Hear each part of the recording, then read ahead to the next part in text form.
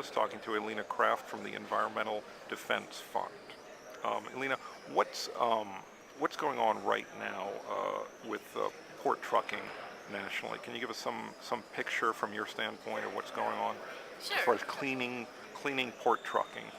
Well, over the last few years, we've seen a number of different clean truck programs be implemented at ports around the country. And I think the ports in California, specifically LA and Long Beach, were really a driver for some of the other programs that have been adopted around the country. Right now, we have probably the largest ports in the country having some type of clean truck program, but we don't have adoption of clean truck programs at every port across the country. And this causes a problem because in some cases it may create a competitive disadvantage for ports that have been aggressive on environmental issues or that are trying to improve the air quality at their port, because what happens is if an older, dirtier truck isn't allowed to come to a specific port, it might move to another port that doesn't have, say, a clean truck program in place. Well, or a port that allows older, dirtier trucks is simply going to have lower costs as Well, well. maybe So is that lower costs without looking at the health impact, right? because we all know that the costs of healthcare these days has skyrocketed. We see a 10% increase every year in healthcare costs on average. So. What about specific ports? There's been a lot of activity in the last couple of weeks in Seattle, for instance. What's going on there from your standpoint? Well, I think the most successful ports have been, in terms of clean truck programs, have been the ports that have implemented a ban or a goal for a specific number of cleaner trucks. And so Seattle has set a very stringent timeline to get those clean trucks deployed. Newark, New York has done the same thing. What we haven't seen are ports on the southeast or the Gulf Coast taking a step in that direction. Do we need a national standard? Well, I think a national standard would help level the playing field a bit. So it's, every port is different, and there are different programs that would work for specific ports. But I think in terms of it would be helpful to have a national standard that Right. everyone could adhere to. Right. Well, there is a bill in Congress. Representative Nadler from New York introduced a bill, and that involved allowing ports to regulate their own trucking, taking back federal preemption in that area. What's the EDF's position on that bill?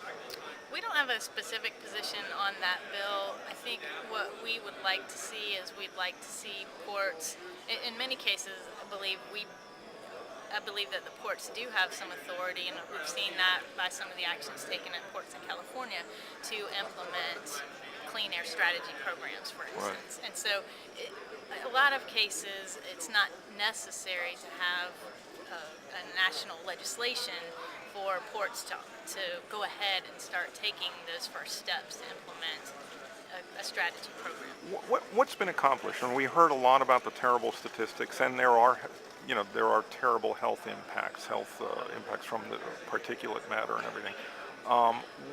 What's been accomplished in the last five years, say? Do you have any figures, any idea of that?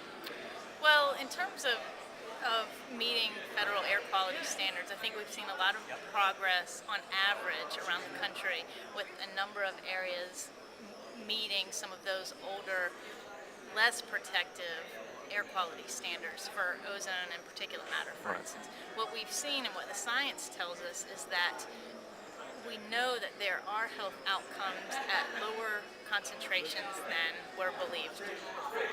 And so what that does is it means that we need to be more aggressive and more vigilant and work much harder to implement pollution controls to reduce pollution in areas. And ports are a particular concern because a lot of times the ports are located in communities where you have folks living and constantly exposed to high levels of pollution.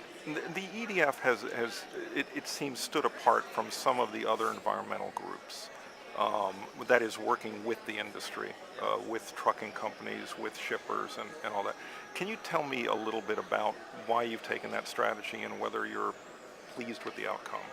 Well, EDF, our motto is finding the ways that work, and I think one of the most valuable parts about our strategy is the fact that we pull in all of the different stakeholders. We'd like everyone to have a seat at the table because, in fact, the environmental issues that we're talking about are issues that are so large that they can't be solved by one organization or one entity alone.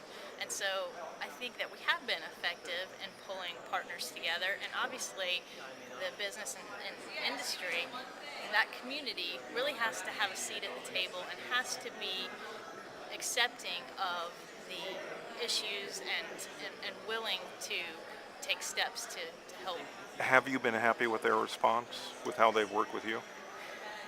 On the clean truck programs, which is the Right. programs that I've been most closely involved with industry, I think they've done a good job at trying to get new programs started in ports. Hmm. It's difficult.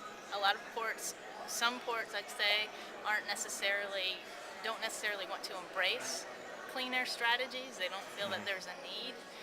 There are some ports that aren't technically in a non-attainment area, meaning that they don't meet federal air quality standards yet, but they haven't taken that next Right. step to be proactive and trying to address any Right. future air quality concerns. And so, you know, from my position, what we've in our relationship with industry, we have worked with them successfully in helping to establish these clean truck programs. What about in Washington? There was the fight last year. The administration released rules, then took them back. What was your response? That is on emissions.